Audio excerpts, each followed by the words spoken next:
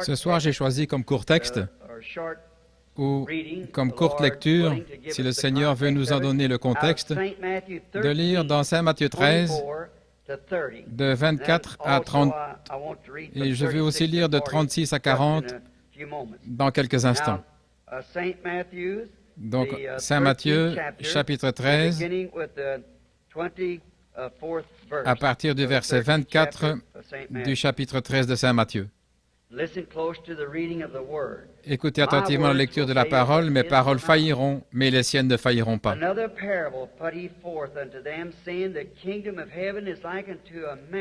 Il leur proposa une autre parabole et il dit, « Le royaume des cieux est semblable à un homme qui a semé une bonne semence dans son champ.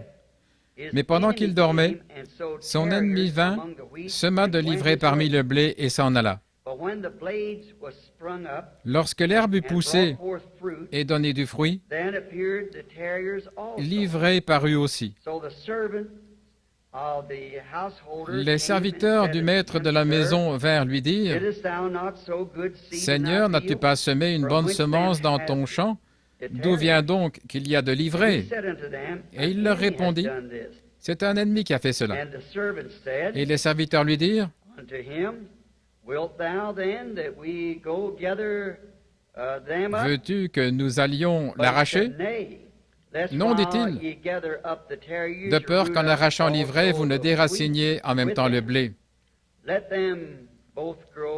Laissez-les croître ensemble jusqu'à la moisson. Et à l'époque de la moisson, j'enverrai les moissonneurs. Arrachez d'abord l'ivraie et liez-la en gerbes pour la brûler, mais amassez le blé dans le grenier. » Avez-vous remarqué? Amassez d'abord l'ivraie et liez-la en gerbes.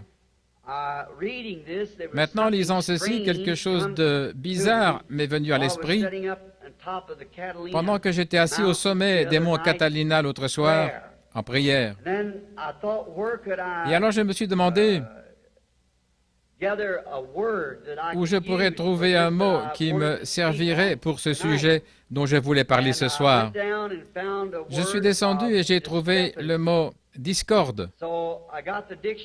Alors j'ai pris le dictionnaire et j'ai regardé ce que ce mot « discrepancy », « discorde » veut dire. Et il s'agit de semer la discorde ou être contraire. C'est ce que dit Webster, semer de la discorde, quelque chose de différent, ou être contraire à ce qui existait auparavant. Alors j'ai pensé le texte de ce soir que je l'intitulerai « La semence de discorde ». Et j'ai confiance que le Seigneur bénira sa parole maintenant, alors que nous l'abordons. Et nous savons aussi qu'il a donné l'interprétation au verset 36 et jusqu'au verset 43, montrant comment cette semence est venue à maturité. Pendant que nous y sommes, lisons ça aussi du verset 36 jusqu'au verset 43. Quand il eut renvoyé la foule, il entra dans la maison. Ses disciples s'approchèrent de lui et dirent, « Explique-nous la parabole de l'ivraie du champ. » Il répondit, « Celui qui sème la bonne semence, c'est le Fils de l'homme. Le champ, c'est le monde. La bonne semence, ce sont les fils du royaume, mais l'ivraie, ce sont les fils du malin. L'ennemi qui l'a semé, c'est le diable. La moisson, c'est la fin du monde. Les moissonneurs, ce sont les anges. Or, comme on arrache l'ivraie et qu'on la jette au feu, il en sera de même à la fin de ce monde. Le Fils de l'homme enverra ses anges et ils arracheront de son royaume tous les scandales et ceux qui commettent l'iniquité. Et ils les jetteront dans un feu, la fournaise ardente, et il y aura des gémissements, des pleurs et des grincements de dents. Alors les justes resplendiront comme le soleil dans le royaume de leur Père. Que celui qui a une oreille, qu'il entende. C'est Jésus qui donne lui-même l'interprétation de la parabole C'est pourquoi nous en connaissons l'interprétation. Et maintenant, alors que nous approchons ceci, cette semence qui est semée et récoltée, voilà qu'il en donne l'interprétation. Et aussi, je crois que Jésus prononçait cette parabole en son jour, mais comme devant s'accomplir à la fin du monde ou à la fin de l'âge, c'est-à-dire en ce jour-ci. Et je crois que ce petit texte ce soir convient très bien à l'heure où nous vivons. En effet, Jésus a bien précisé ici que le rassemblement se ferait à la fin de ce monde, que c'est alors que la fin viendrait, que le blé serait rassemblé et que l'ivraie aussi serait rassemblée et brûlée, et que le blé serait emporté dans le royaume.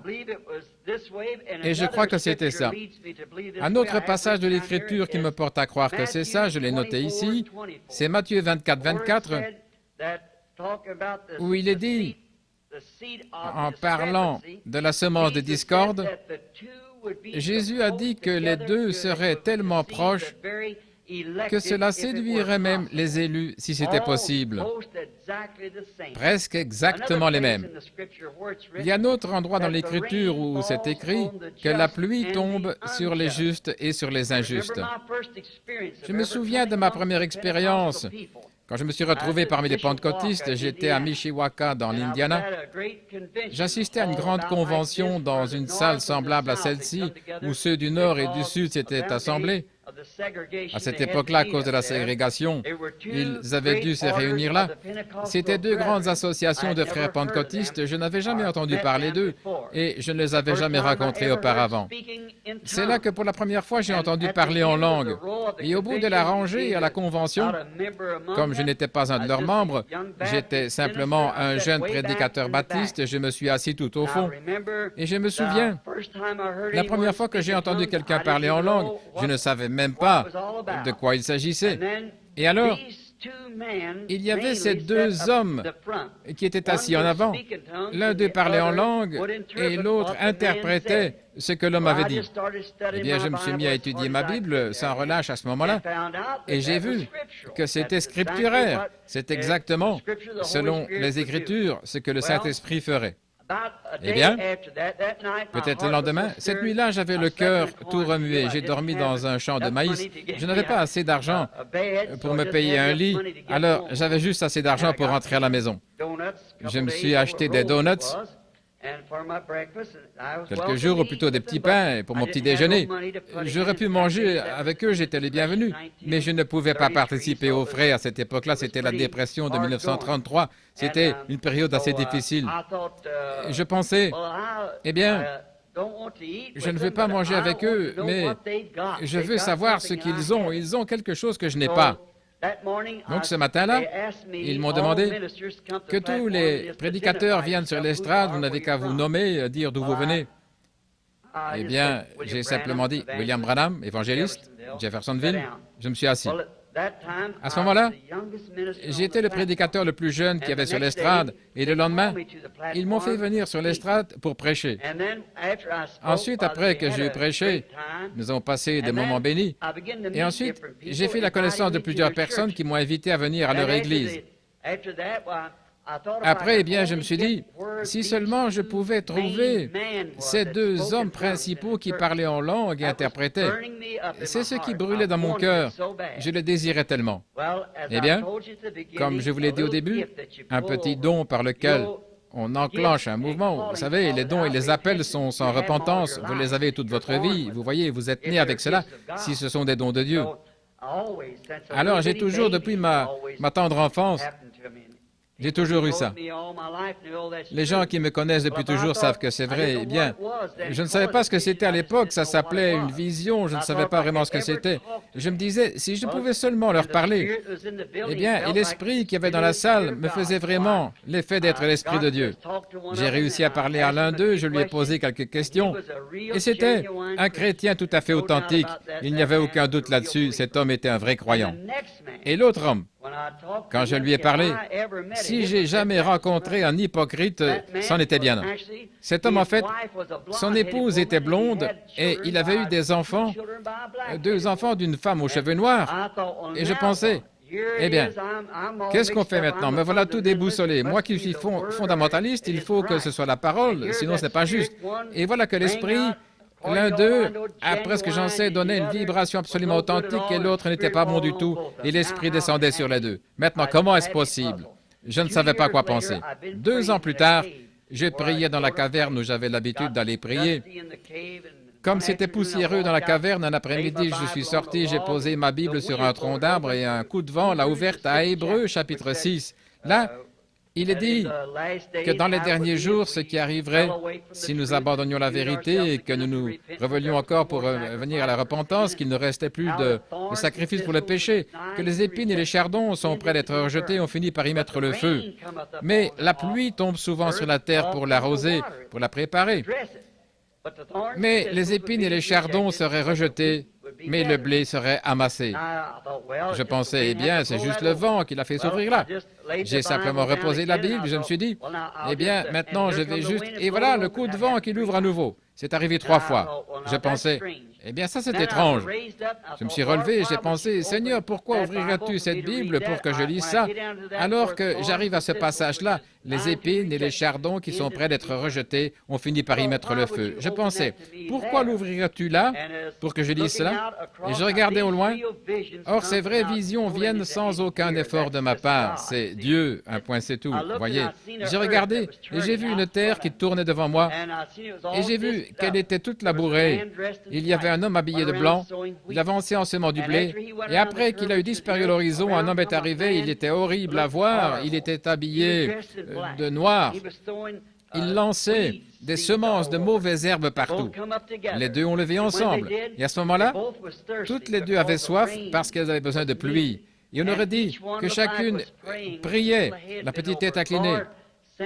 Seigneur, envoie la pluie, envoie la pluie. Alors les gros nuages sont arrivés et la pluie est tombée sur les 2.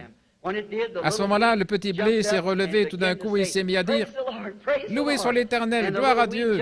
Et la petite mauvaise herbe, juste à côté, s'est relevée « Gloire à Dieu, gloire à Dieu !» Alors la vision a été interprétée. La pluie tombe sur les justes et sur les injustes. Le même esprit peut descendre dans une réunion et tout le monde se réjouit. Les hypocrites, les chrétiens et tout le monde ensemble. C'est tout à fait exact. Mais qu'en est-il? C'est par leurs fruits qu'on les reconnaît. Voyez? C'est le seul moyen par lequel on ne pourra jamais les reconnaître. Alors vous voyez, puisque l'avoine sauvage ou le blé sauvage et le grain sauvage imitent parfois un grain authentique du pays, tellement proche que ça séduirait même les élus, je crois que nous vivons dans un âge où il convient tout particulièrement de prêcher sur ces choses et d'en parler. Remarquez au verset 41, là encore, les 2 sont très proches, tellement proches dans les derniers jours, qu'il ne pouvait pas compter sur telle ou telle église pour faire le tri, disons les méthodistes, les baptistes, les pentecôtistes, pour les séparer. Il a dit, il envoie ses anges pour les séparer. Un ange vient apporter la séparation, la ségrégation entre le juste et le faux. Et personne d'autre ne peut faire ça si ce n'est l'ange du Seigneur. C'est lui qui va dire lequel est juste et lequel est faux. Dieu a dit qu'il enverrait ses anges au dernier temps. Non pas des anges tout au long ici, mais des anges au dernier temps et qu'il rassemblerait. Nous savons que nous sommes maintenant à l'approche du temps de la moisson. Un ange, en fait, selon l'interprétation, c'est un messager. Et nous voyons qu'il y a 7 anges des 7 églises.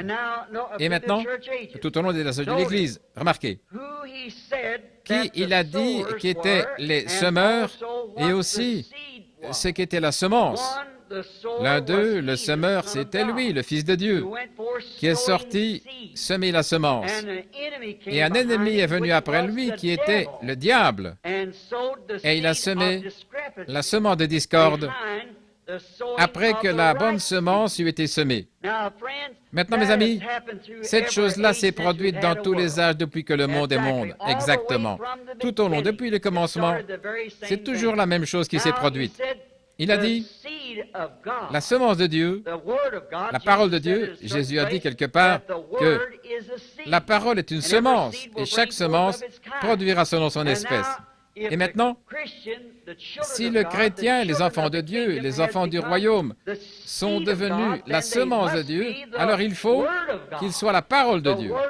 La parole de Dieu manifestée dans l'âge où ils vivent pour être la semence promise de cet âge-là. Dieu a donné sa parole au commencement et chaque âge a eu sa semence, son temps, ses promesses. Quand Noé est venu, il était la semence de Dieu, la parole de Dieu pour cet âge-là. Quand Moïse est venu, il ne pouvait pas venir avec le message de Noé, ça n'aurait pas marché, parce que c'était lui la semence de Dieu à ce moment-là. Ensuite, quand Christ est venu, il ne pouvait pas venir avec l'âge de Noé ou celui de Moïse, c'était son époque, celle où une vierge devait concevoir et mettre au monde un fils qui allait être le Messie. Nous avons vécu l'âge de Luther, l'âge de Wesley, l'âge méthodiste, tous les âges se sont succédés, l'âge pentecôtiste, et chaque âge reçoit une promesse de la parole. Et les gens de cet âge-là, qui manifestent cette parole promise, sont la semence de cet âge, selon ce que Jésus a dit ici même, ce sont les enfants du royaume. La manifestation du Saint-Esprit qui agit à travers ses enfants, ce sont les semences du royaume pour cet âge-là. Remarquez, l'ivraie, c'est lui, l'ennemi, Satan, qui a semé la discorde ou la semence de discorde. C'est lui qui s'est rendu coupable d'avoir fait cette chose horrible. Satan l'a semé, sa semence, dès le commencement, au moment où Dieu a placé sa première moisson d'êtres humains sur la terre. Adam, bien sûr, il savait déjà qu'il y avait une connaissance de la vérité et du bien et du mal, mais il n'en était pas encore arrivé là. Mais nous voyons que Dieu a donné à ses enfants sa parole pour qu'elle soit leur défense. Nous n'avons aucune autre défense que la parole de Dieu. C'est notre défense. Il n'y a aucune bombe, aucun abri, aucune retraite, ni Arizona, ni Californie, ni où que ce soit. Nous n'avons qu'une seule défense, et c'est la parole. Et la parole a été faite chair et elle a habité parmi nous, c'est Jésus-Christ. Il est notre seule défense. En étant en lui, nous sommes en sécurité. Le péché n'est même pas imputé à un véritable croyant. Le saviez-vous? Celui qui est né de Dieu ne commet pas le péché. Il ne peut pas pécher. Voyez? Ça ne lui est même pas imputé. David a dit, heureux l'homme à qui Dieu n'impute pas son péché. Quand vous êtes en Christ, vous n'avez aucun désir de péché. L'adorateur étant une fois purifié, n'a plus aucune conscience de son péché.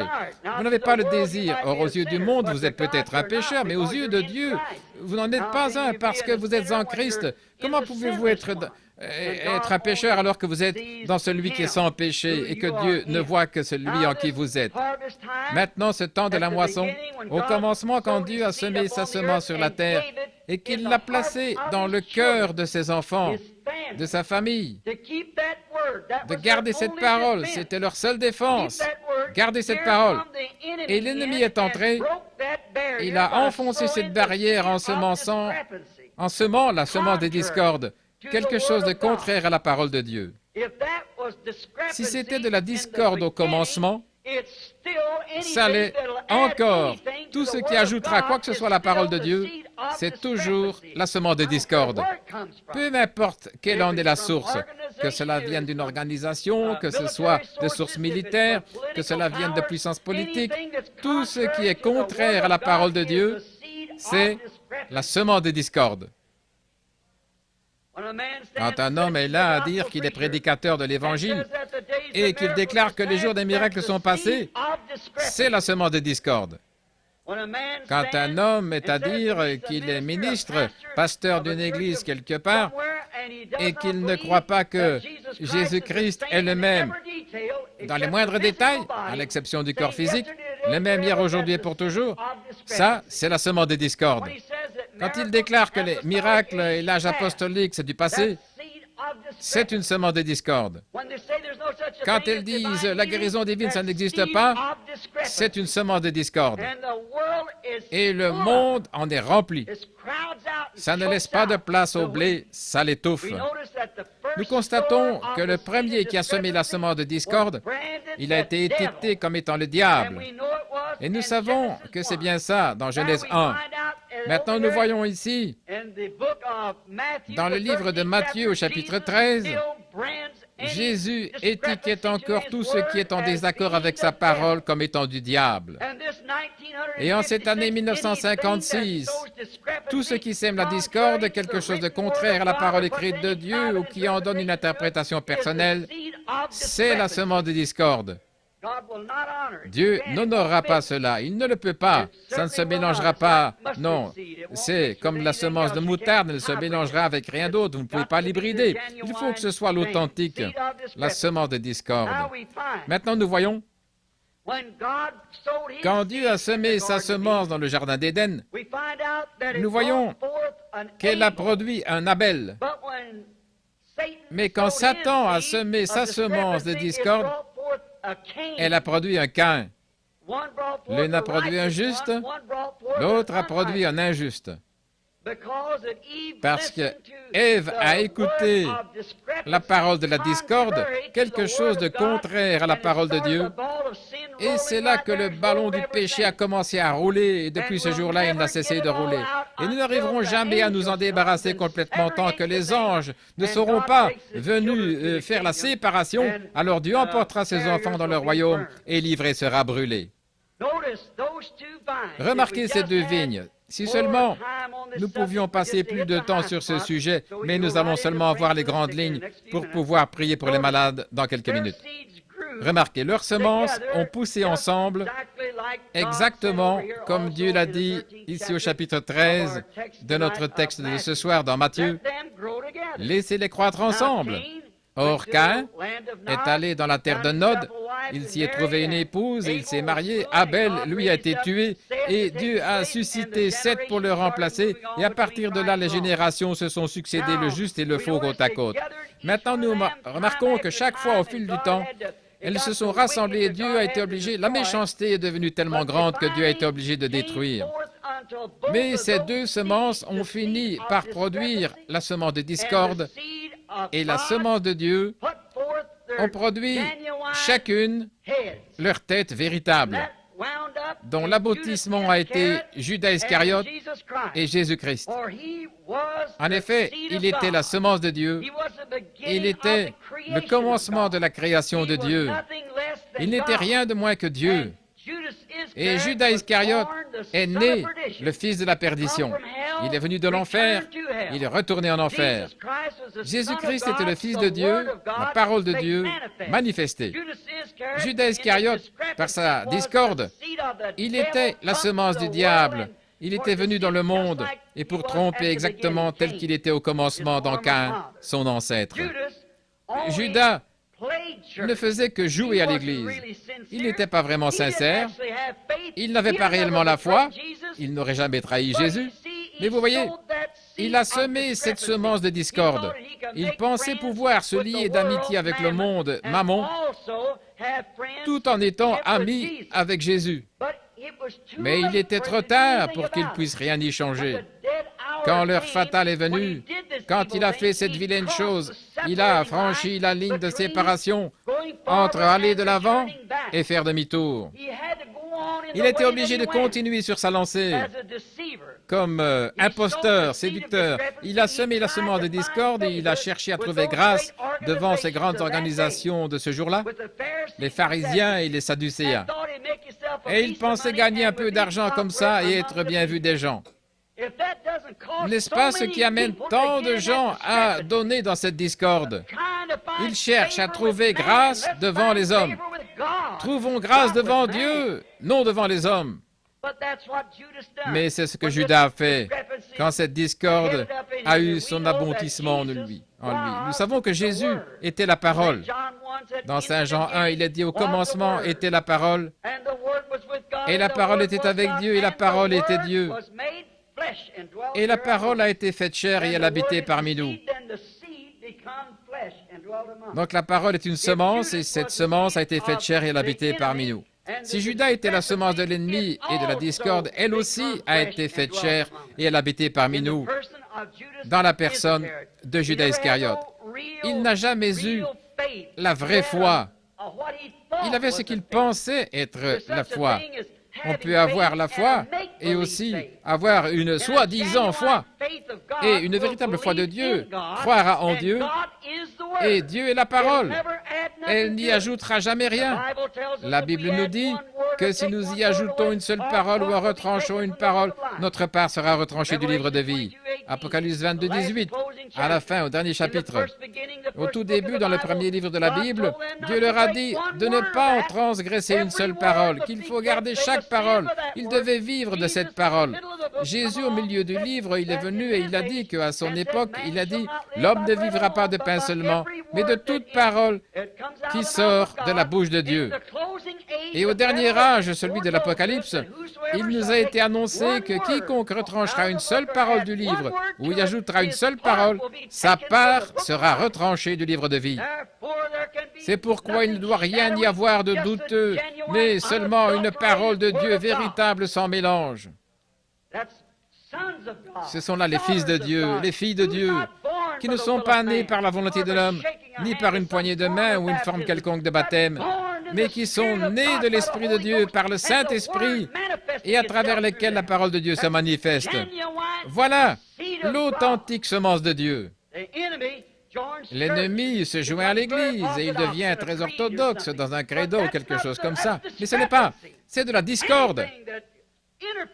Tout ce qui interfère avec cette lignée de vérité authentique qu'est la parole de Dieu. Et comment savoir? Nous disons, eh bien, avez-vous le droit de l'interpréter? Non, monsieur, aucun homme n'a le droit d'interpréter la parole de Dieu. Il est son propre interprète. Il fait une promesse, ensuite il l'accomplit, c'est ça l'interprétation. Une fois qu'il a fait la promesse, il l'accomplit. Et ça, c'est l'interprétation. Tout ce qui est contraire à la parole de Dieu, c'est de la discorde, absolument. Maintenant, comme je le disais, Judas n'avait pas une véritable foi. Il avait une fausse foi. Il avait une foi qui faisait qu'il pensait que c'était le Fils de Dieu. Mais il ne le savait pas que c'était le Fils de Dieu. Il n'aurait pas fait ça. Et un homme qui accepte de faire des compromis sur la vérité de la parole de Dieu, il a une foi, soi-disant. Un véritable serviteur de Dieu s'accrochera à cette parole. L'autre soir, un certain ministre de l'Arizona, d'une école fameuse dans la ville ici, il est venu me voir et il m'a dit « Je voudrais vous corriger sur quelque chose. Au moment qui vous conviendra, j'ai dit « Le moment ne pourrait pas mieux convenir. Venez donc. » Donc il est venu, il a dit « Monsieur Branham, je crois que vous êtes sincère et honnête, mais vous essayez de présenter au monde une doctrine apostolique. » Et il a dit, l'âge apostolique a pris fin avec les apôtres. J'ai dit, la première question que j'aimerais vous poser, mon frère, croyez-vous que chaque parole de Dieu est inspirée? Oui, monsieur, certainement je le crois. J'ai dit, dans ce cas, pourriez-vous, s'il vous plaît, me montrer dans la parole où l'âge apostolique a pris fin? Montrez-moi où et je croirai avec vous. Et j'ai dit, l'écrivain de l'ère apostolique, celui qui avait les clés du royaume, le jour de la Pentecôte, quand l'âge apostolique a été inauguré, les gens disaient, « Homme, frère, que pouvons-nous faire pour être sauvés ?» Il a dit, « Repentez-vous chacun de vous et soyez baptisés au nom de Jésus-Christ pour la rémission de vos péchés, et vous recevrez le don du Saint-Esprit. Car la promesse est pour vous et pour vos enfants, et pour ceux qui sont au loin, en aussi grand nombre que le Seigneur notre Dieu les appellera. » Maintenant, comment la parole pourrait-elle se contredire? L'homme a dit, « Je suis très enrhumé ce soir. » J'ai dit, « Je suis bien de votre avis. » Oui. Maintenant, dites-moi, est-ce que Dieu appelle encore? Si Dieu appelle encore, alors nous vivons encore à l'âge apostolique, certainement. En aussi grand nombre que le Seigneur notre Dieu appellera, qu'il n'appellera jamais, en aussi grand nombre qu'il l'appellera, ce sera toujours l'âge apostolique, car Jésus-Christ est le même hier, aujourd'hui et pour toujours. Donc nous voyons aujourd'hui que cette discorde a été semée dans tous les âges, Si je pouvais vous montrer cela dans les 10 ou 15 prochaines minutes, je le ferais, mais c'est impossible. Tout au long des âges, la plupart d'entre nous, nous lisons la Bible. Quand Jésus est venu, il a vu qu'il y avait cette discorde, quelque chose de contraire. Il était la parole manifestée. Il était l'interprétation de Dieu de la parole. Parce qu'il a dit, sondez les Écritures, parce que vous pensez avoir en elles la vie éternelle, et ce sont elles qui rendent témoignage de moi. Vous y voilà.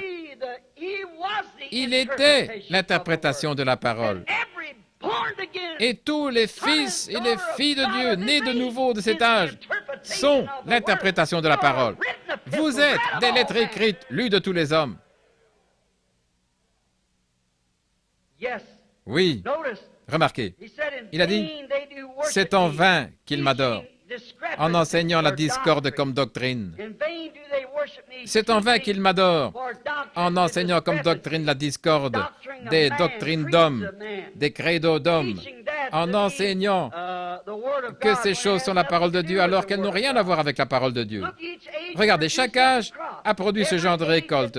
Tous les âges l'ont fait, et le nôtre ne fait pas d'exception. Nous trouvons la même chose et encore plus dans cet âge que dans tous les autres âges réunis, car nous en sommes à la fin de l'histoire de ce monde. La discorde qu'il y a sur la face de la terre aujourd'hui est plus grande que jamais auparavant.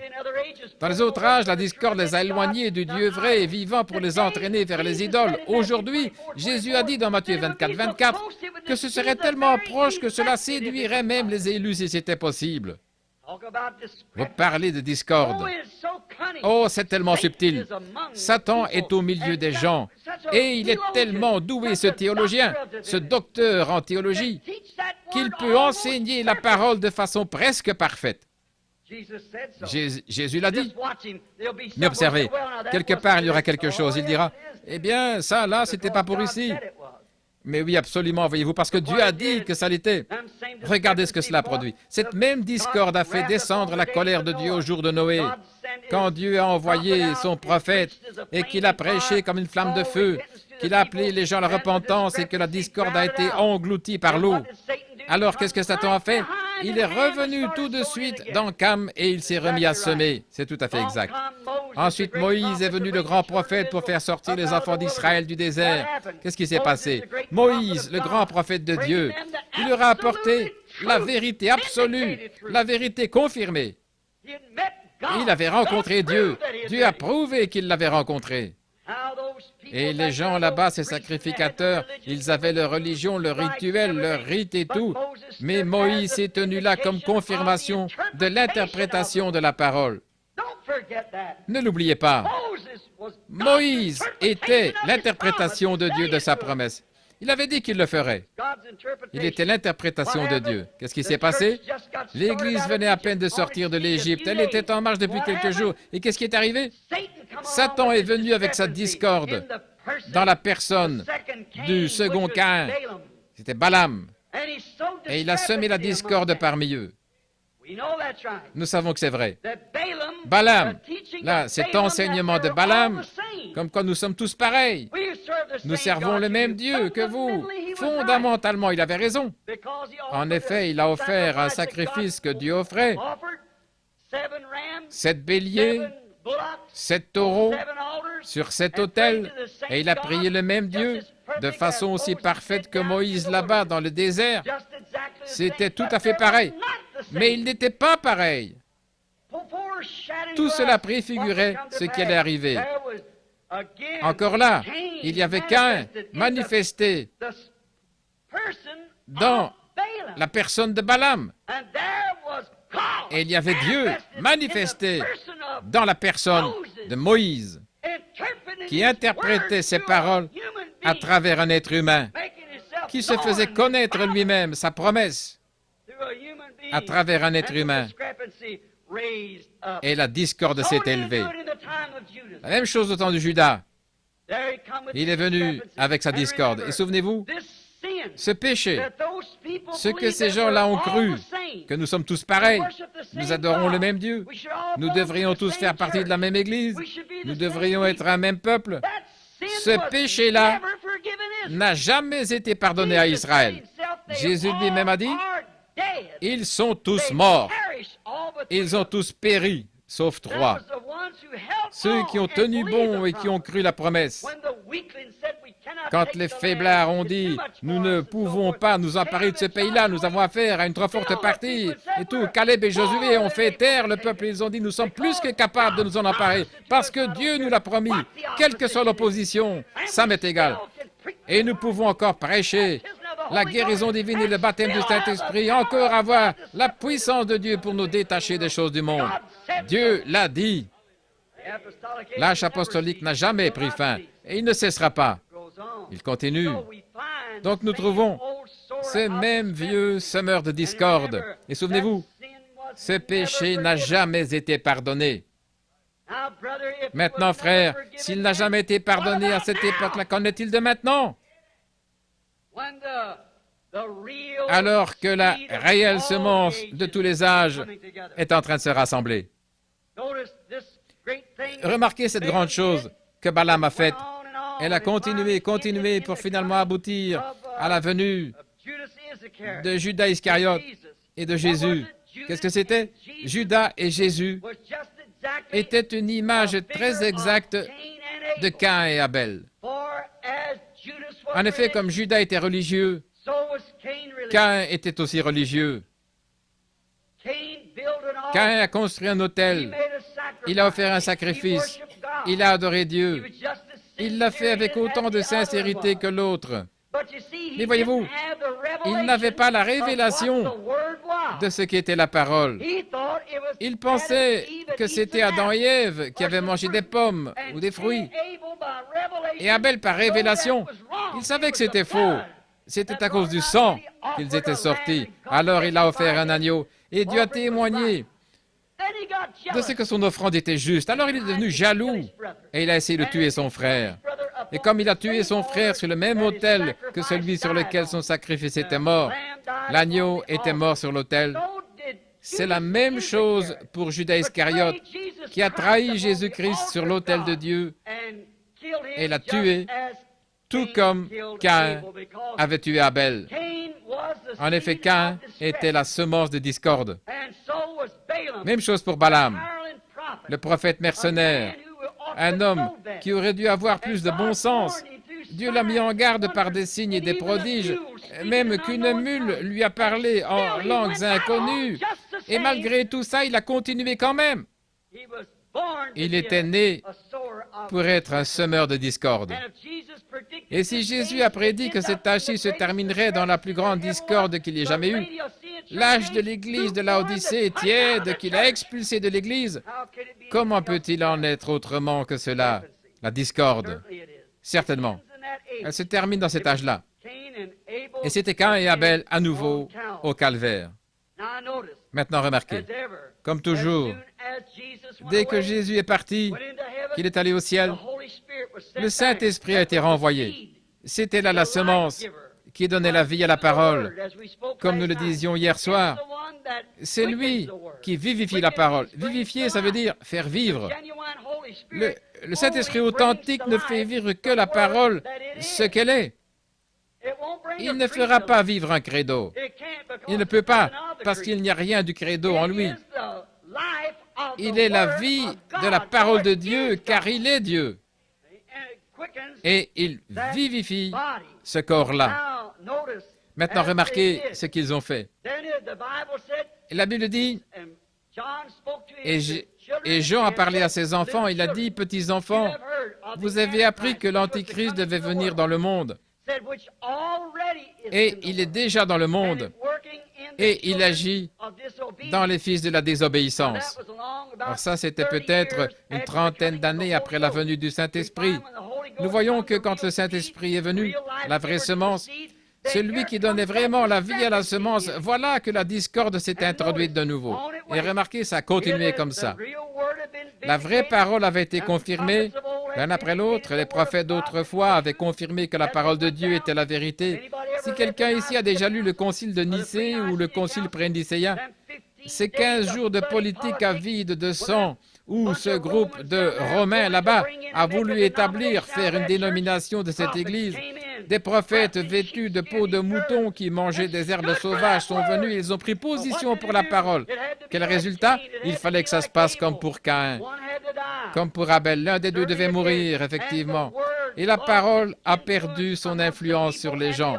Aussi, par un vote unanime, ils ont exclu la parole véritable et ils ont accepté les dogmes de discorde de l'Église catholique primitive.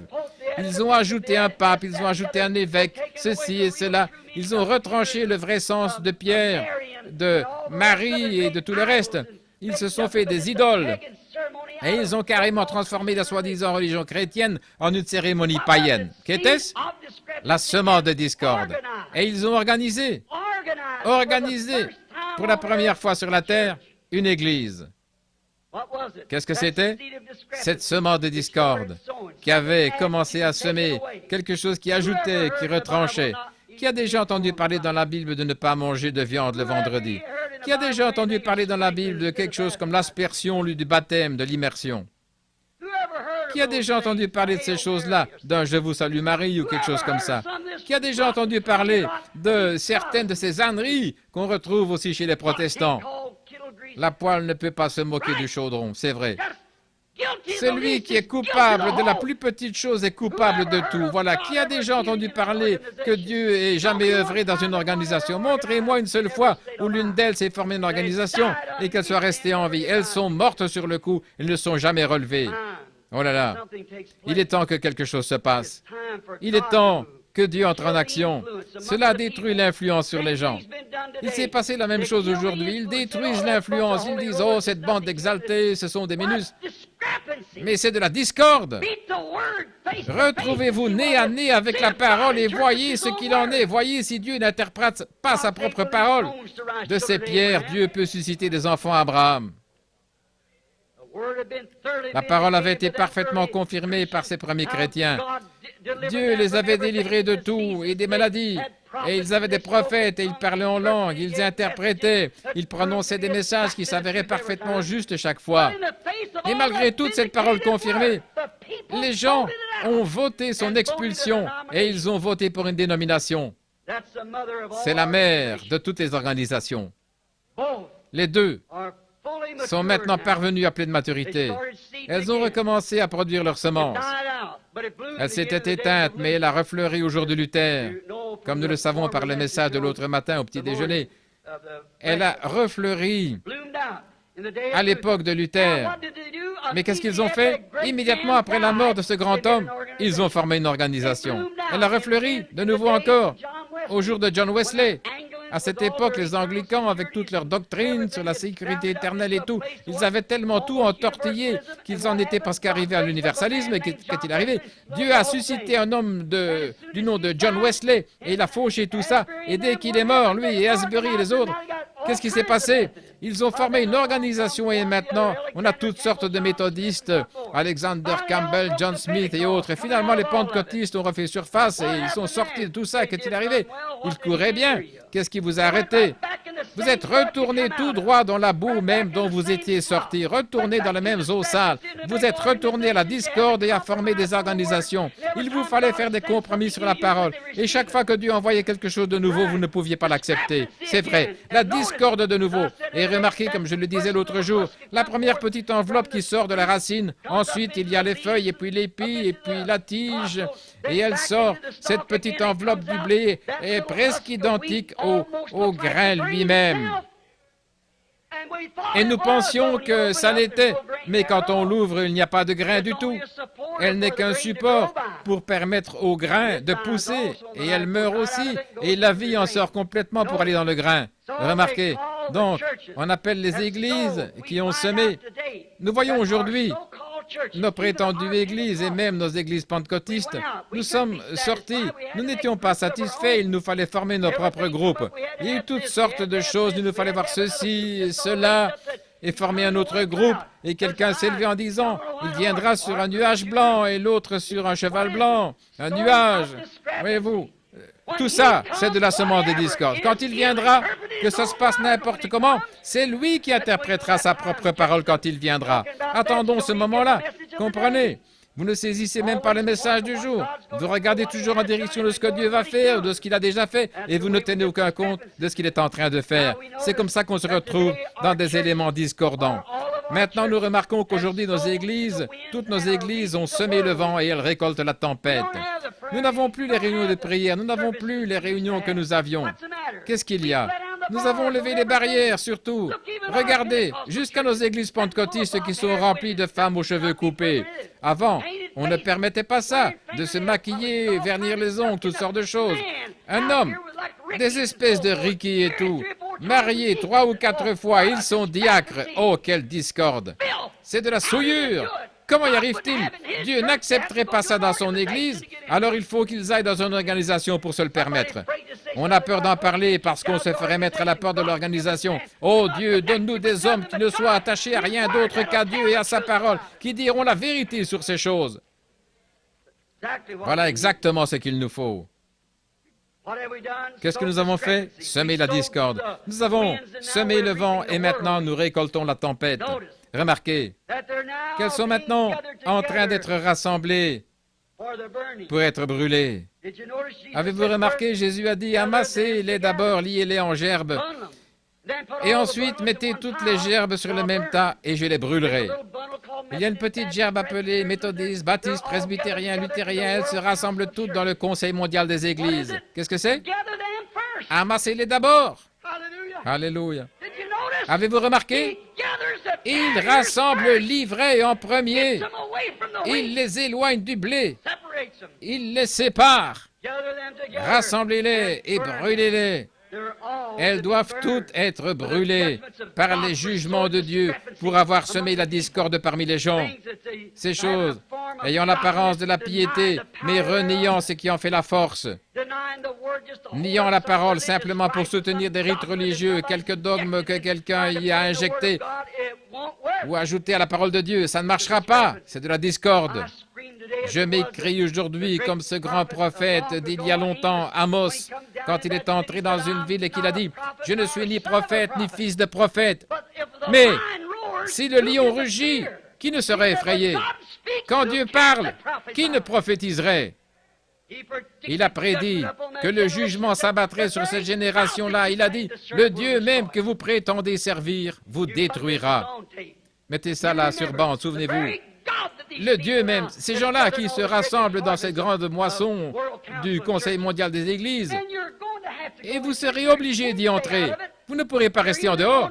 Ou bien vous en sortirez individuellement, ou bien vous y entrerez. Il n'y aura pas de terrain entre les deux. Ce sera la marque de la bête.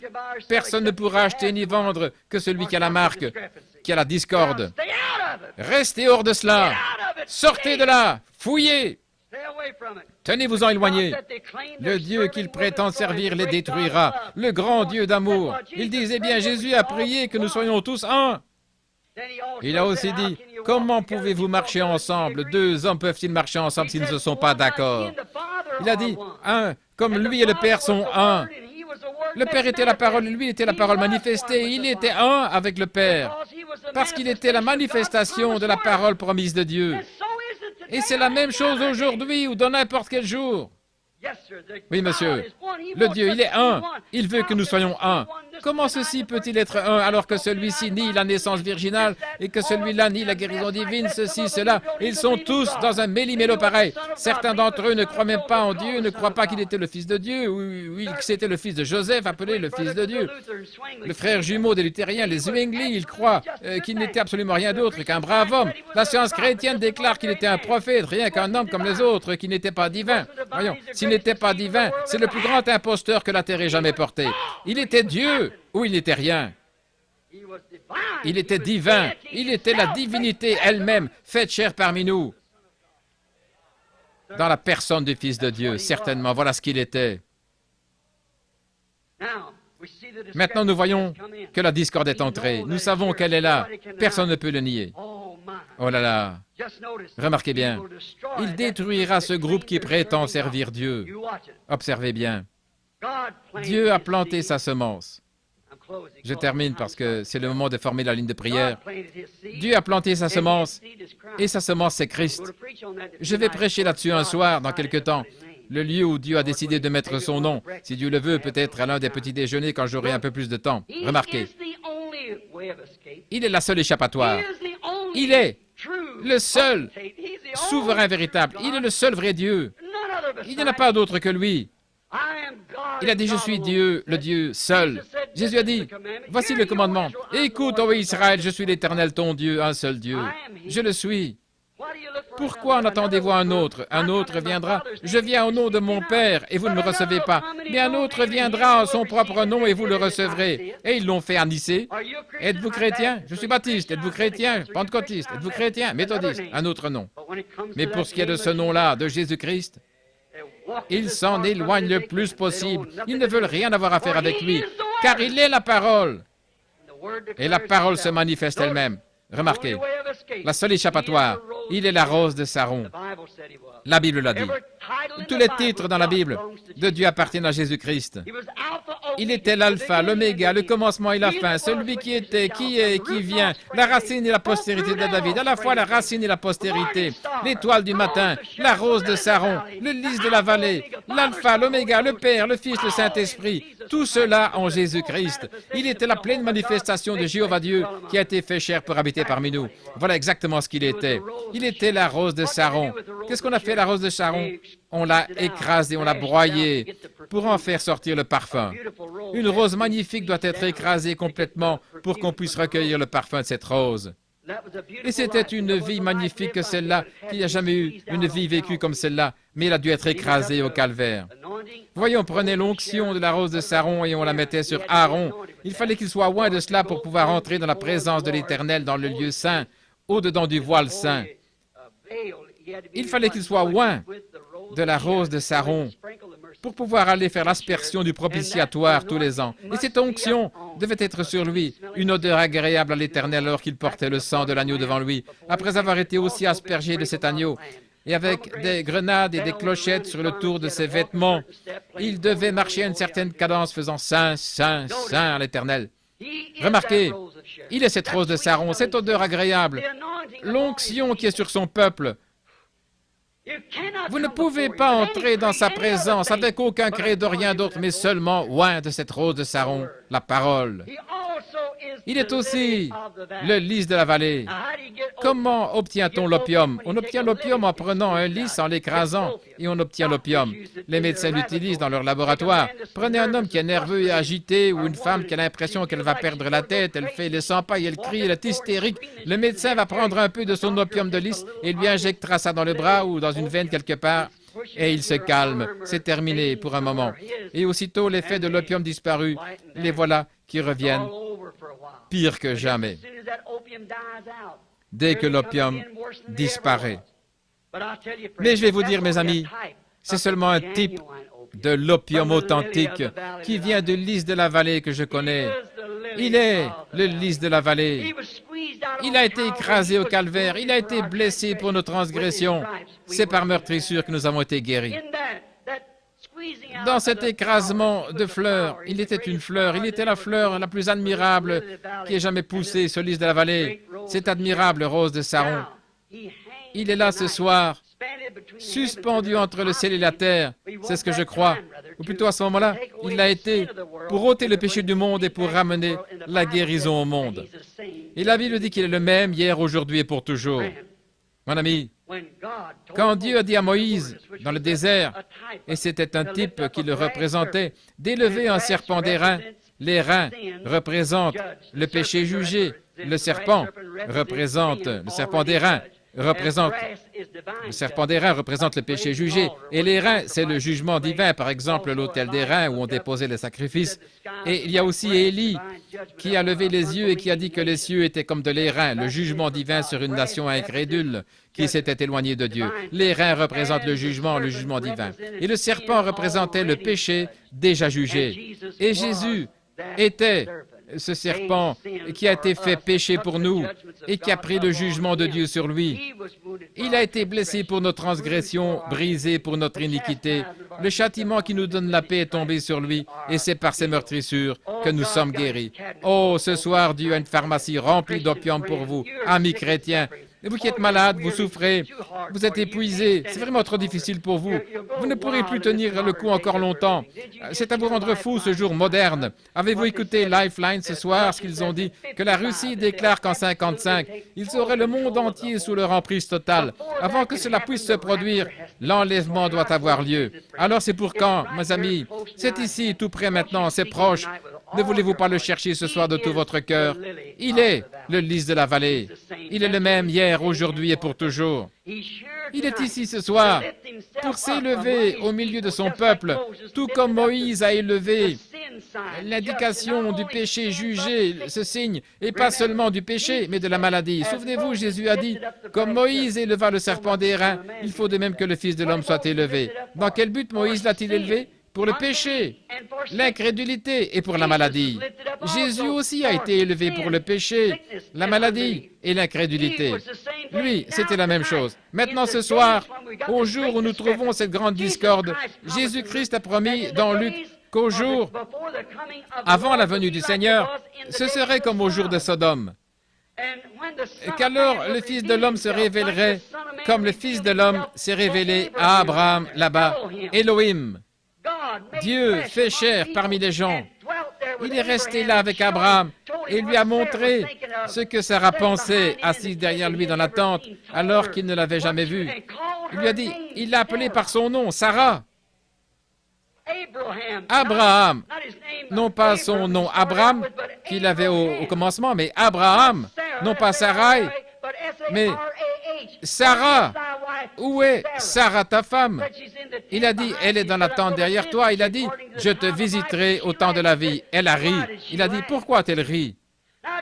Jésus a dit, juste avant que cette grande discorde soit rassemblée et brûlée, que le Fils de l'homme se révélerait de la même manière qu'il l'avait fait à cette époque-là. Et qu'est-ce que c'est? C'est d'élever de nouveau devant vous que Jésus-Christ est le même hier, aujourd'hui et pour toujours. Le croyez-vous? Alors courbons la tête pour prier. Cher Dieu, nous t'aimons. Ta parole est une nourriture tellement substantielle pour nous, Seigneur. Nous l'aimons tant, nous vivons par elle, Seigneur. Il semble que nous n'avons jamais assez. Nous aimons tant nous asseoir à ta table, autour de ta parole, et savourer les bénédictions, Seigneur. Quand nous nous réunissons comme ceci, des frères et des sœurs qui ont été rachetés par le sang, par le Fils de Dieu, qui ont été acquis par ton sang. Et nous sommes venus ici ce soir, Seigneur. Nous avons consacré ces soirées à la prière pour les malades. Et selon les Écritures, tu as dit que c'est par les meurtrissures que nous avons été guéris. Il n'est donc pas nécessaire de prier, mais seulement de confesser nos péchés. Car par tes meurtrissures, nous avons été, au temps passé, guéris. Oh, quel jour de salut! Quelle promesse faite par Emmanuel! C'est certainement la vérité. Tu as dit, encore un peu de temps et le monde ne me verra plus. Mais vous me verrez, car pronom personnel, je serai avec vous, même en vous, jusqu'à la fin du monde. Et à la fin du temps, à la grande consommation, tu as dit que juste avant cela, ce serait exactement comme avant que le feu tombe sur Sodome et consume le monde des nations, les gentils, et qu'il y aurait de nouveau une révélation du Fils de l'homme, exactement comme à Sodome. Père, que les gens ne passent pas à côté. Et je prie, ô Dieu, avec ma manière un peu primitive, si je n'ai pas dit ce qu'il fallait, pardonne-moi, enclencher un mouvement. Je les aime, Seigneur. Je prie qu'ils ne passent pas à côté. Que ce soit un grand soir, Seigneur. Que tous ceux qui sont malades ici, affligés, aveugles ou quoi encore, Seigneur, qu'ils soient guéris ce soir. Que tous les pécheurs soient sauvés. Que dans leur cœur, certainement, s'ils sont des incroyants, qu'ils acceptent Christ en ce moment même. Accorde-le, Père. Tout cela est entre tes mains. Nous nous remettons à toi pour te voir venir au milieu de nous. Tu as dit dans Saint Jean 14, 12, « Celui qui croit en moi fera aussi les œuvres que je fais. » Nous savons que la manière dont tu t'es fait connaître aux gens, car tu étais ce prophète dont Moïse avait dit qu'il serait ressuscité. Il y avait des centaines d'années qu'il n'avait pas eu de prophète. Il y avait de la discorde partout, mais la parole de Dieu devait quand même s'accomplir. Alors la parole a été faite chair et la discorde aussi. Et Père, nous voyons la même chose aujourd'hui. La discorde qui est en train de former une grande gerbe, et nous voyons la parole qui est en train de faire la même chose. Bénis-nous ce soir, Père. Nous nous remettons à toi avec ta parole. Tout ce que tu trouveras utile de nous faire faire, utilise-nous pour le faire, Seigneur, au nom de Jésus. Amen.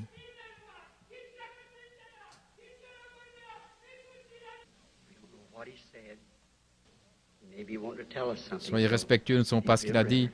Il peut peut-être quelque chose à nous dire, soyez très respectueux.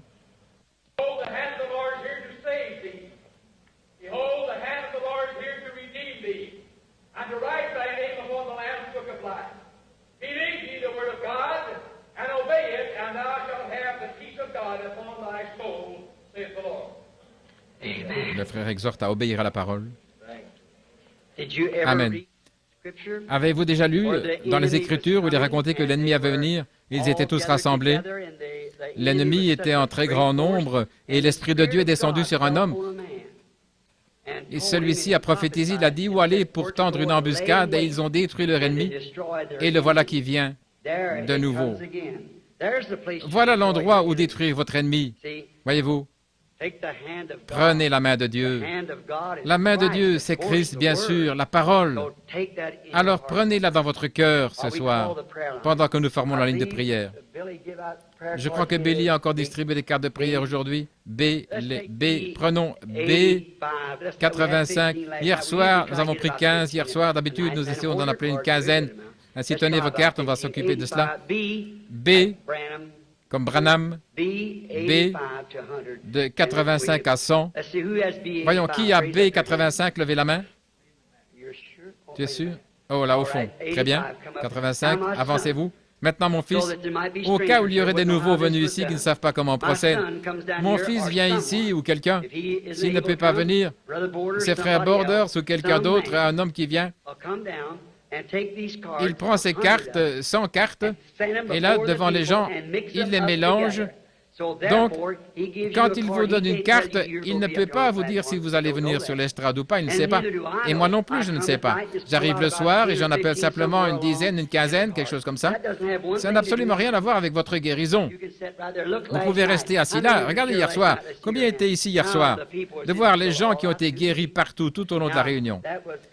Donc, on a appelé 85, 86, 87, 88, 89, 90.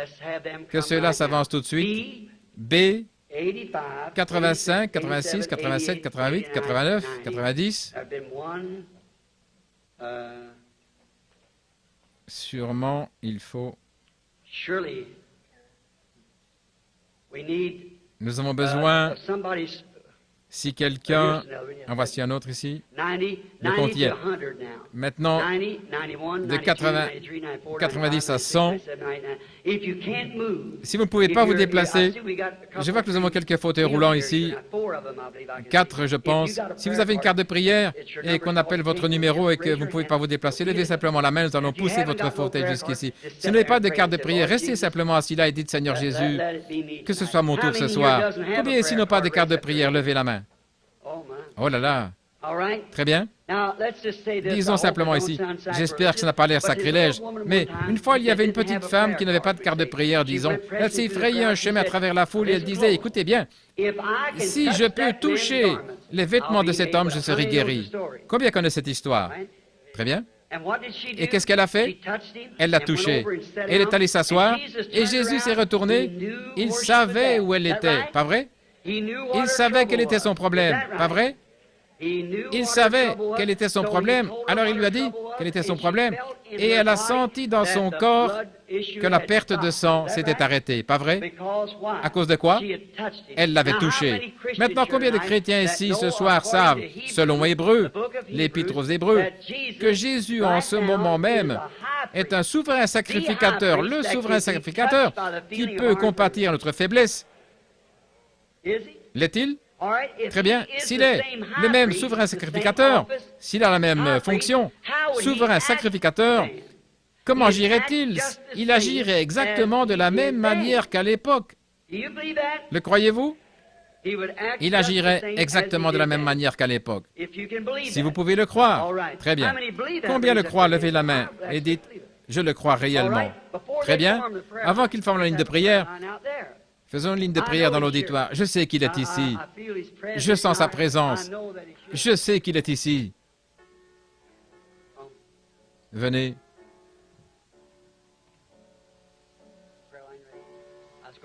La ligne de prière est prête. Regardez par ici et priez simplement.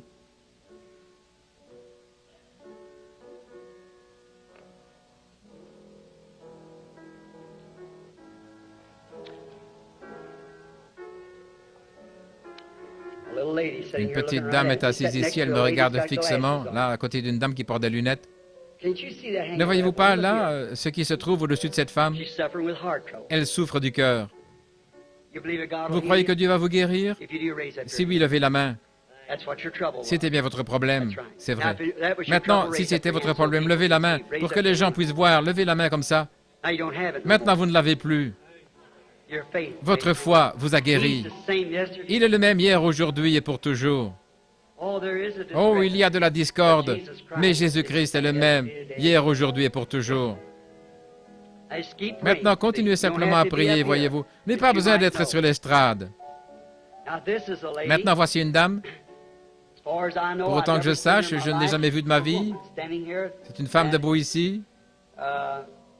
Vous avez une carte de prière. Vous ne saviez pas si vous alliez être appelé ou pas. Quelqu'un vous a simplement donné une carte de prière. On a appelé votre numéro alors vous êtes avancé. C'est pas vrai? Et je n'ai aucun moyen de savoir ce que vous êtes, qui vous êtes, d'où vous venez, ce que vous voulez. Rien de tout ça. Je ne suis qu'un homme.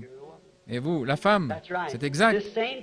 Le même tableau s'est présenté dans la Bible un jour, Saint Jean chapitre 4. Maintenant, vous direz, qu'est-ce que vous avez fait, frère Branham, tout à l'heure, il y a un instant? J'ai simplement enclenché ce petit mouvement, voyez-vous? Moi, je ne sais pas. C'est lui qui doit le faire. Moi, je ne sais pas.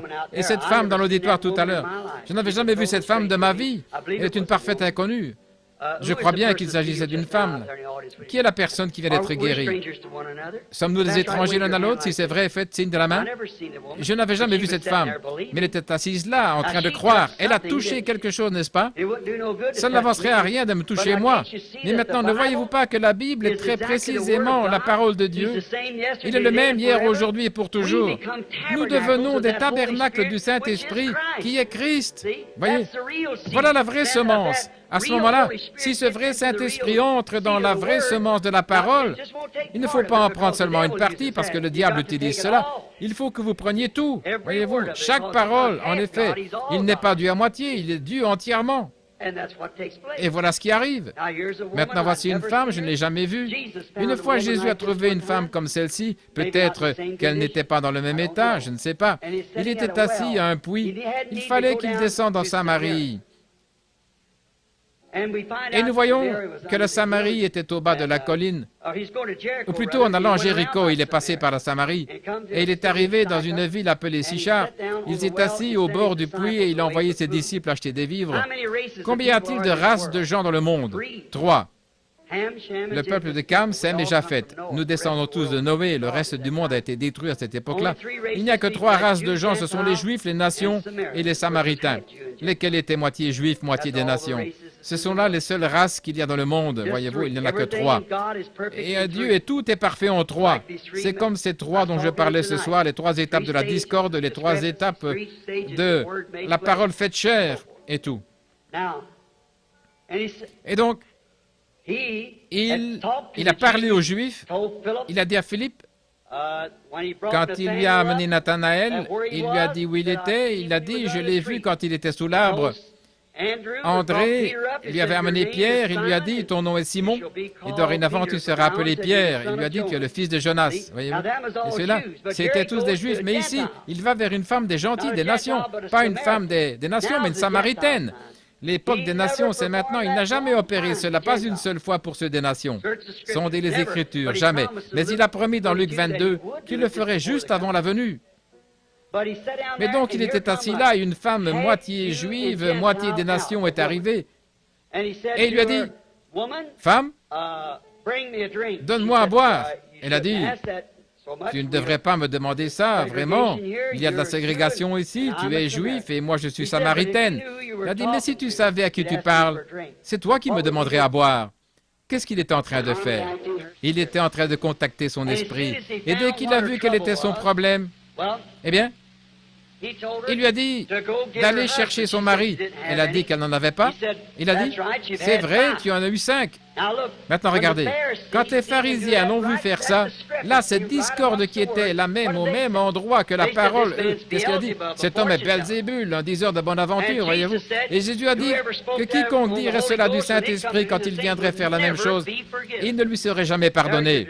Là, voilà votre discorde. Mais à ce moment-là, il leur a dit qu'il leur pardonnait parce que le Saint-Esprit n'était pas encore venu, le sacrifice, l'agneau n'était pas encore mort. Mais cette femme-là n'a pas pensé ça. Cette femme a dit, « Seigneur, je perçois que tu es prophète. » Il y avait des centaines d'années qu'il n'y a pas eu de prophète. Elle a dit, « Je perçois que tu es prophète. » Et nous savons que le Messie, celui qu'on appelle Christ, quand il viendra, c'est ce qu'il fera. Eh bien, c'est ce qu'il a fait. Alors, il est le même hier, aujourd'hui. C'est de cette manière-là qu'il s'est fait connaître à cette époque-là. N'est-ce pas la même chose aujourd'hui? Bien sûr. Ici, nous avons de nouveau une femme et un homme qui se rencontrent. Elle n'est pas cette femme-là, je ne suis pas cet homme-là. Mais le fait est que le même Saint-Esprit est ici. Et il a fait la promesse que les œuvres qu'il avait faites, que nous ferions la même chose au jour où le Fils de l'homme serait révélé. Maintenant, je ne vous connais pas et vous savez que c'est vrai. Nous sommes des parfaits inconnus l'un pour l'autre et vous êtes debout ici. Peut-être qu'il y a quelque chose qui ne va pas chez vous, peut-être pas, je ne sais pas. Mais si le Seigneur Jésus me révèle par son Saint-Esprit, quel est votre problème? Croirez-vous alors qu'il s'agit du Fils de Dieu et non d'un être humain? Ceci n'est qu'une enveloppe, ce tabernacle ici, que Dieu utilise comme tous ceux qu'il a choisis. Il le fait par sa grâce souveraine et par élection. Mais vous croyez. Vous allez le croire? Combien dans l'auditoire le croiront? Nous voici ici tous les deux devant la lumière, déclarant que nous ne sommes jamais rencontrés de la vie. Je n'ai pas la moindre idée de que cette femme, d'où elle vient, ni ce qu'elle veut avoir. Je ne l'ai jamais vue de ma vie. Et je n'avais jamais vu cette femme-là de ma vie non plus. Mais voyez-vous, voici ce que je veux vous amener à faire. À vous débarrasser de cette discorde maintenant et à croire la parole, alors que la parole est faite chair ici même au milieu de nous. La parole prend vie dans notre propre chair, ce qui témoigne de la présence de Dieu. Maintenant, puisse-t-il lui accorder. Ce qu'elle veut obtenir, c'est pour un motif digne. Elle n'a pas d'enfant. Elle veut un bébé. Elle a une quarantaine d'années. Ce n'est certainement pas impossible. Il y en a assises ici dans l'auditoire en ce moment des femmes qui avaient été stériles toute leur vie, qui sont venues à l'estrade comme ceci, le Seigneur leur a accordé des enfants. Que quelques-unes lèvent la main là, dans l'auditoire. Oui. J'ai pris une ravissante petite fille dans mes bras l'autre jour, là, dimanche après-midi. Sa mère était stérile. Le Seigneur a parlé. Et la petite fille, un amour de petit être, où est-elle? La voici juste là, assise derrière. La maman est assise là. Voilà la petite fille elle-même, voyez-vous. Elle a été une parole parlée de Dieu. Maintenant, croirez-vous en lui de tout votre cœur? Croyez-vous que cette bénédiction que vous avez, que vous ressentez en vous maintenant, c'est Dieu qui a répondu? Si Dieu me disait quel est votre nom pour que vous puissiez donner un nom au bébé, croiriez-vous? Alors, Madame Thompson, vous pouvez rentrer chez vous et avoir votre bébé, si vous le croyez de tout votre cœur. Croyez-vous de tout votre cœur? Ayez seulement foi. Ne doutez pas, croyez Dieu simplement. Dieu est Dieu. Bonsoir, monsieur. Comment allez-vous? Je pense que nous sommes aussi des inconnus. La première fois de ma vie que je vous ai vu à ma connaissance, je pensais que vous étiez l'oncle de frère Shakarian. Mashagian, frère Mashagian, le chanteur, quand vous êtes passé. Après, j'ai vu que vous alliez dans la ligne de prière. Maintenant, comme je suis étranger à vous, et étranger l'un à l'autre, maintenant, si le Seigneur Jésus veut bien me dire quelque chose que peut-être que vous voulez obtenir, disons-le ainsi, qu'il me dise ce que vous voulez obtenir. Or, il vous l'a déjà accordé. Tout ce qu'il vous faut, c'est seulement avoir assez de foi pour le croire. Combien comprennent cela? Seulement assez de foi pour croire que vous obtenez ce que vous demandez. Oui. Maintenant, donc si vous êtes ici et que vous voulez obtenir quelque chose et qu'il me dise quel est votre désir, alors vous savez que moi, je ne sais pas quel est votre désir. Il faut que ce soit quelque chose ici qui fasse cela. Maintenant, selon la parole, c'est ce qu'il a promis de faire. Il connaissait les pensées de leur cœur. Est-ce correct? Très bien. Vous avez un grand désir d'être guéri. Une chose, vous souffrez d'une maladie nerveuse, vous êtes très tendu. Autre chose, vous avez mal au dos. Et votre dos est en très mauvais état. Et depuis longtemps, vous avez même été opéré. C'est ainsi dit le Seigneur. C'est juste. Et voici autre chose. Votre désir profond, vous voulez recevoir le baptême du Saint-Esprit. Venez ici. Cher Dieu, au nom de Jésus-Christ, que cet homme soit rempli du Saint-Esprit avant de quitter les lieux. Au nom de Jésus-Christ. Amen. Maintenant, recevez-le, mon frère. Ayez seulement la foi, ne doutez pas. Comment allez-vous? Je pense, pour autant que je sache, que nous sommes des inconnus l'un à l'autre. Si c'est exact, eh bien, pour que les gens le sachent, levez simplement la main pour qu'ils voient que nous sommes inconnus. Je ne l'ai jamais vu de ma vie, à ma connaissance. Et je pense qu'elle ne m'a jamais vu non plus. En effet, le Père Céleste sait, et sa parole est ici devant moi, et que je n'ai jamais vu cette femme de ma vie, à ma connaissance. Donc, je ne pourrais pas savoir pourquoi vous êtes là, avoir la moindre idée de qui vous êtes, quoi que ce soit, rien à votre sujet. Je ne pourrais pas vous dire la moindre chose. La seule chose, c'est simplement un don. Comme vous m'avez entendu expliquer tout à l'heure, si seulement m'écarter du chemin, écouter ce qu'il dit, ce que je vois, je peux le dire. Ce qu'il ne dit pas, je ne peux pas le dire. Je le dirai de moi-même, mais ce serait faux, voyez-vous. Ce serait faux. Mais si c'est lui qui le dit, c'est tout à fait vrai. Ça ne pourra jamais, ça n'a jamais été faux, ça ne sera jamais faux, tant que ce sera Dieu. Parce que Dieu ne peut pas avoir tort. Mais si Dieu peut me dire ce que vous voulez obtenir, ce que vous désirez, ou la raison pour laquelle vous êtes ici, quelque chose que vous avez fait, ou quelque chose comme ça, ou qui vous est, d'où vous venez, ou ce qu'il voudra bien me dire, est-ce que vous croiriez? Merci. Une chose, vous avez des problèmes aux pieds. Vous avez mal aux pieds. C'est juste. Vous avez des problèmes féminins, des troubles gynécologiques. Et vous avez un grand désir dans votre cœur parce que vous venez de perdre quelqu'un ou quelque chose. C'est un garçon. Votre garçon a quitté la maison, il s'est enfoui, et vous voulez que je prie pour qu'il revienne. Ô Dieu du ciel, envoie-lui son enfant. Que le Saint-Esprit stoppe ce jeune homme sur la route ce soir. Renvoie-le vers sa mère. Au nom de Jésus. Amen. Celui qui sait vous le renverra. Ne vous inquiétez pas, croyez maintenant, ne doutez pas. Ayez seulement foi de tout votre cœur. Croyez et Dieu fera le reste pour vous. Maintenant, juste ces 3 ou 4 discernements, ou ce qu'il y a eu, voyez-vous, j'en arrive au point où je ne vois plus rien devant moi, je ne peux pas l'expliquer, il n'y a pas moyen de l'expliquer. Voulez-vous dire que simplement ça, vous ressentez plus que d'avoir prêché pendant ces 45 minutes? Oui, même si c'était 3 heures, je ne sentirai pas autant. Une femme a touché le vêtement de notre Seigneur Jésus, et ces gens-là ne me touchent pas. Eh bien, cette femme ici, regardez. Allez, posez vos mains sur moi, voyez-vous, elle pourrait me toucher partout, ça ne ferait rien, je ne suis qu'un homme. Mais c'est lui qu'elle doit toucher. Et moi, par un don, juste de m'écarter et que tout mon moi s'en aille, et je dis simplement ce que je vois, voyez, et c'est tout. Voyez-vous, de me toucher moi, ça ne compte pas, mais elle touche Jésus à travers moi. De la même façon, cette femme-là avait touché Dieu à travers Jésus. Alors qu'il ne savait pas ce qu'elle avait fait, elle avait simplement touché son vêtement, elle est allée s'asseoir et il a dit, « Qui m'a touché ?» Les apôtres ont dit, « Eh bien, tout le monde te touche. Pourquoi dis-tu ça ?» Il a dit, « Mais j'ai perçu que de la vertu était sortie de moi. » Et savez-vous ce que c'est la vertu? C'est de la force. Ces forces ont faibli quand une seule femme l'a touché et il était le Fils de Dieu. Qu'en est-il de moi, un pécheur sauvé par grâce? Savez-vous pourquoi c'est plus? Parce qu'il a dit, « Vous ferez aussi les choses que j'ai faites, et vous en ferez davantage, parce que je m'en vais au Père. » Il a dit de plus grande, mais là l'interprétation exacte du grec, c'est « vous en ferez plus ». Donc, cette dame, je ne la connais pas, je ne sais rien à son sujet. Elle est une parfaite inconnue pour moi, pour autant que les autres personnes. Nous sommes inconnus l'un à l'autre. Simplement pour que les gens le sachent, si vous voulez bien lever la main.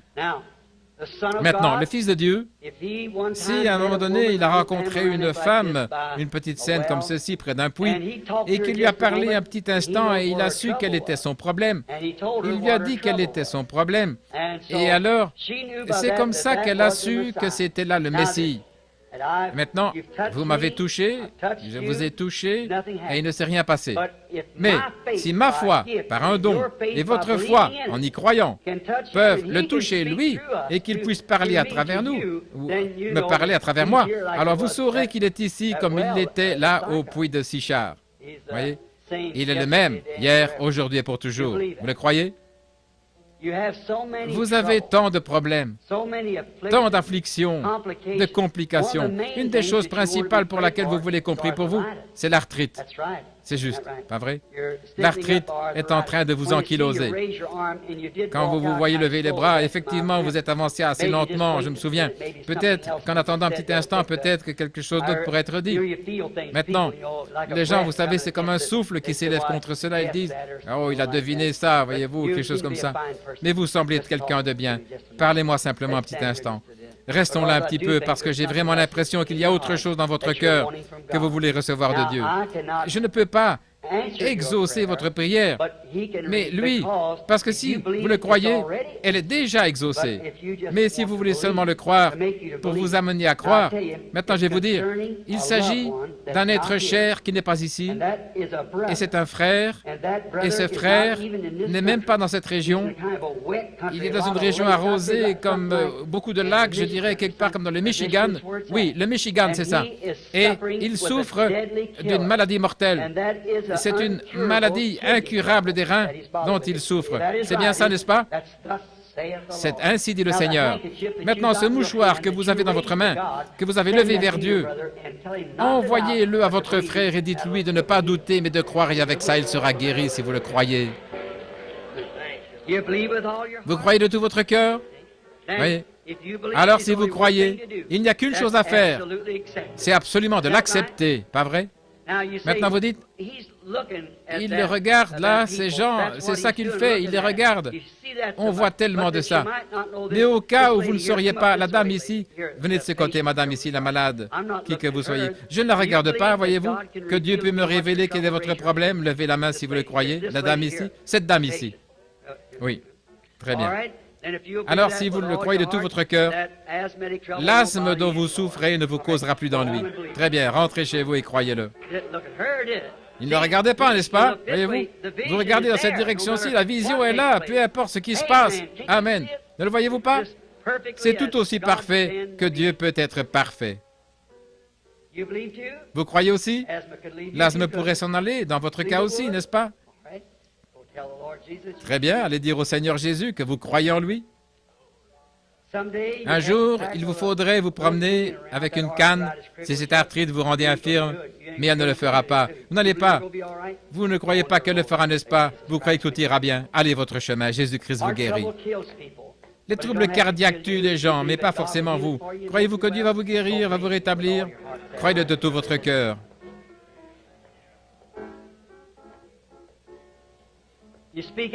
Parlez-vous anglais? Comprenez-vous l'anglais? Que quelqu'un vienne.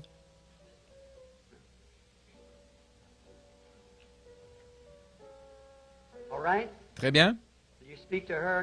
Est-ce que vous voulez lui parler, lui répéter ce que je vais dire? Dites-lui que si elle croit, ses problèmes d'estomac vont s'en aller. Elle va le croire. Et vos maux de dos vont s'en aller aussi. Vous pouvez aller votre chemin, vous êtes guéri. Comment allez-vous? Vous croyez?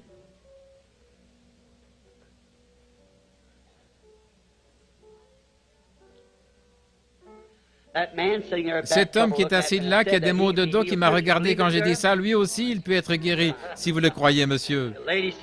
La dame qui est assise à côté de vous là, vous avez des maux de cou, n'est-ce pas, madame? Croyez-vous que Dieu va vous guérir? Si vous voulez imposer les mains au petit garçon pour ses genoux, il sera guéri lui aussi. Le croyez-vous? Vous aviez des problèmes gynécologiques, des problèmes féminins. Vous n'en avez plus maintenant. Votre foi vous a guéri et vous a rétabli. Croyez-vous que Jésus-Christ est le même hier, aujourd'hui et pour toujours? Alors imposons-nous les mains les uns les autres et prions cette prière de la foi, chacun de nous. Prions la prière de la foi. Dieu bien-aimé, pendant que nous sommes couverts de ta présence divine, en te voyant te mouvoir dans l'auditoire, guérir les malades partout. Tu es Dieu. Je te prie de guérir l'auditoire tout entier. Que le souffle de Dieu descende fraîchement dans leur cœur. Fais-leur savoir que le temps tire à sa fin. Il ne nous reste plus qu'un peu de temps ici, ensuite nous serons avec celui que nous aimons. Et que sa présence apporte maintenant la guérison à tous. Nous condamnons Satan. Nous condamnons toutes ses actions. Au nom de Jésus-Christ, Satan, sors des gens. Tous ceux qui vont le croire maintenant et accepter leur guérison, levez-vous et dites, je me lève maintenant pour accepter ma guérison. J'y crois. Quel que soit votre état, si vous le croyez, levez-vous. Tenez-vous debout, levez les mains et dites, merci Seigneur Jésus de m'avoir guéri. Que Dieu soit avec vous.